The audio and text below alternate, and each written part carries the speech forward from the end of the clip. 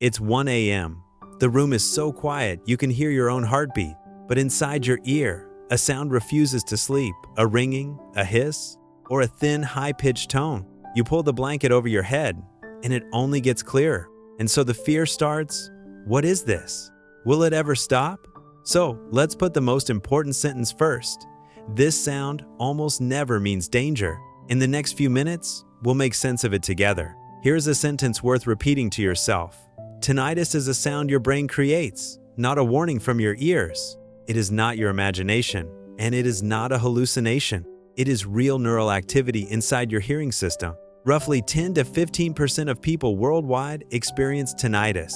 That is hundreds of millions of people hearing something very much like what you hear. You are not an exception, and you are not alone. So where does the sound come from? The story starts in your inner ear. Tiny sound-sensing hair cells pick up the world for you. Nuance, âge, or sometimes no clear reason at all can make some of them respond less. On certain frequencies, your brain starts receiving less input, and the brain does not like silence on a channel it used to hear, so it turns up its own internal gain, like turning up the volume on a radio that has lost its station. The static you hear is that amplified internal activity. This explains three strange things.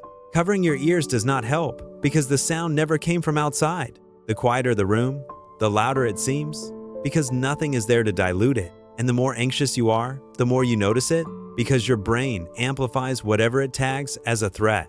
More fear, more attention, more attention, more volume. That loop, not the sound itself, is the real trouble with tinnitus. And the reverse is also true.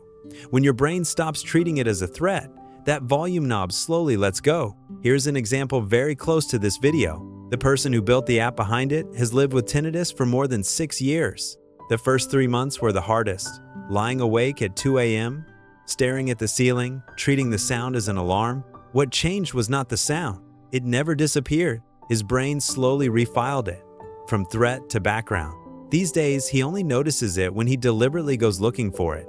And this path is not special. Among the millions of people with tinnitus, most end up right here. The sound remains, and life goes on. Finally, 3 things you can do tonight. First, don't sit in total silence. A little soft background sound, rain or ocean waves, gives your brain somewhere gentler to rest. Second, draw a clear line for your worry. If your tinnitus is in one ear only, pulses with your heartbeat, or comes with sudden hearing loss or dizziness, see a doctor.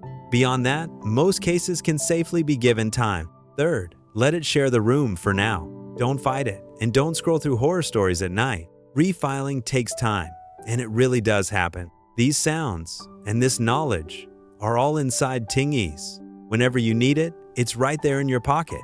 Good night.